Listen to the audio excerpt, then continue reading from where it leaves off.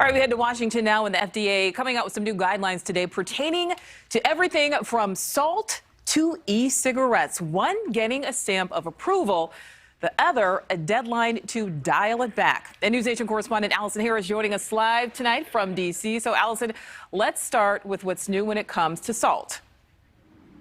Yeah, so Nicole, the FDA is basically saying that Americans eat too much sodium. The FDA is asking the food industry to cut the salt over the next 2.5 years. It's recommended that adults consume no more than 2,300 milligrams of sodium each day. The FDA says the average American is eating much more than that, about 3,400 milligrams of sodium a day. A lot of that isn't coming from a salt shaker. It's already inside processed food and baby food even, and it's coming from food at restaurants. Now, the larger goal here is to reduce the risk of heart disease. It is the #1 killer in the United States, and diet plays a major role in that. Now, the FDA is also, for the first time, authorizing e-cigarettes to be sold in the U.S. This is a bit surprising and controversial, as teens have been drawn to brands like Juul and Puff bars that sell these vape pens with fruity and candy flavors. The FDA has already ordered thousands of e-cig products off the market. The FDA says